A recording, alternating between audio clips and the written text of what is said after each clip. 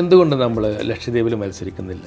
നമുക്കിന്ന് അവിടെ ഒരു ലോക്സഭാ സീറ്റ് കിട്ടാൻ ഒരു പണിയില്ല, ഈസിയാണ്. എന്തുകൊണ്ട്? എല്ലാവരെയും വിചാരം ഇത് വേറൊരു നമ്മളെ ഖൗമി മൂവ്മെൻറ്റുമായിട്ടുള്ള ഉവൈസിൻ്റെ എന്ന പോലെ, അല്ലെങ്കിൽ ഇവിടുത്തെ SDPI പോലെ, അല്ല മറ്റു പല രാഷ്ട്രീയ സംഘടന പോലെ ഉള്ള സംഘടനയാണ്. റെസ്പോൺസിബിൾ പൊളിറ്റിക്സ് ആണ്. നമുക്ക് റെസ്പോൺസിബിൾ പൊളിറ്റിക്സ് ആണ്.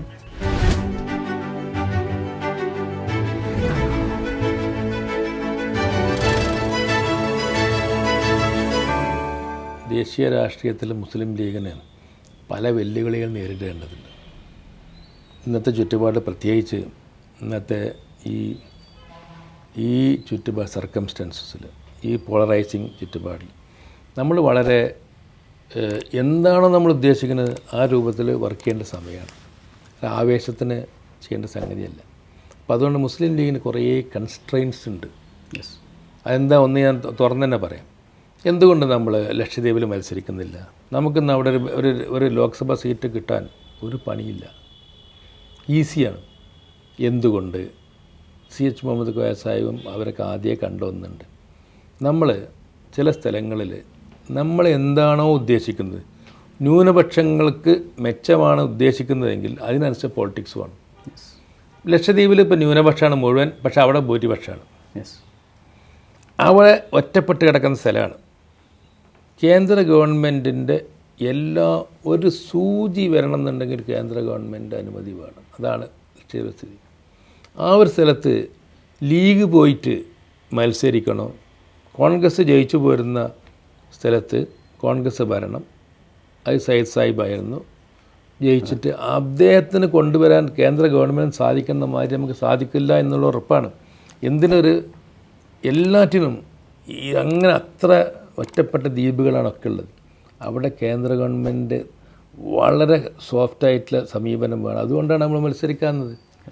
അല്ല അവിടെ നിന്നിട്ട് നമുക്ക് മത്സരിച്ച് സീറ്റും വാങ്ങിയിട്ട് അവരെ ബുദ്ധിമുട്ടിക്കുന്ന കാശ്മീരിൽ സെയിം നിലപാടാണ് സ്വീകരിച്ചത്.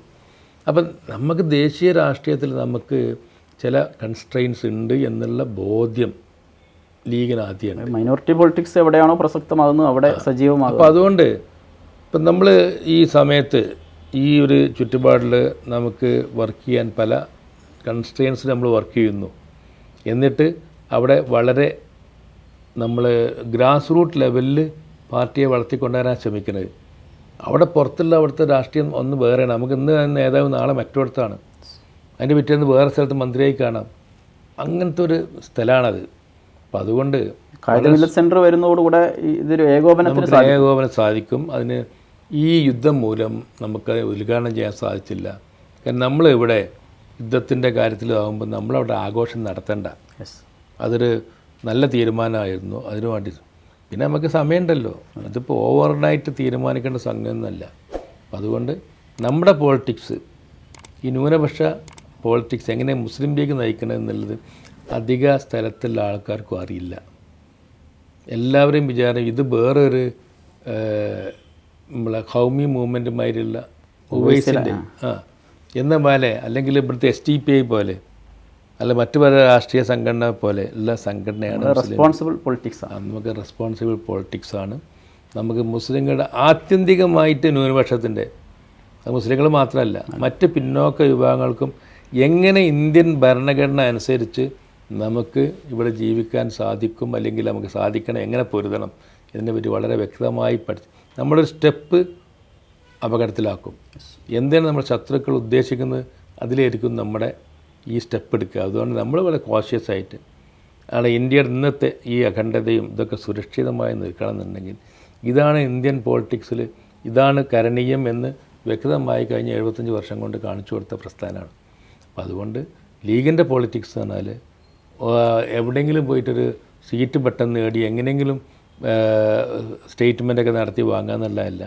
നമ്മൾ ഇപ്പോൾ ഇവിടെ കേരളത്തിൽ എസ്റ്റാബ്ലിഷ്ഡാണ്, തമിഴ്നാട്ടിൽ എസ്റ്റാബ്ലിഷ്ഡാണ്, കർണാടകയിൽ ഒരു പാർട്ടിലി എസ്റ്റാബ്ലിഷ്ഡാണ്. നമ്മൾ ക്രമേണ നമുക്ക് ഈ സംഗതി മുന്നോട്ട് കൊണ്ടുപോകണം എന്നുള്ളതാണ് ഇന്ത്യൻ യൂണിയൻ മുസ്ലിം ലീഗിൻ്റെ ലക്ഷ്യം. അതുകൊണ്ടാണ് എന്തുകൊണ്ട് കൂടുതൽ ആൾക്കാർ കേരളത്തിൽ നിന്ന് വരുന്നു എന്നൊക്കെ പറയുമ്പം ഈ പോളിറ്റിക്സ് അറിയുന്നതിലധികം കേരളത്തിലുള്ളത്. അത് ക്രമേണ പരിചയപ്പെടുത്തുക വടക്കേ ഇന്ത്യയിലെന്നാണ് ലീഗിൻ്റെ ലക്ഷ്യം. പ്രതീക്ഷകളാണ്. പ്രതീക്ഷ, വലിയ പ്രതീക്ഷ.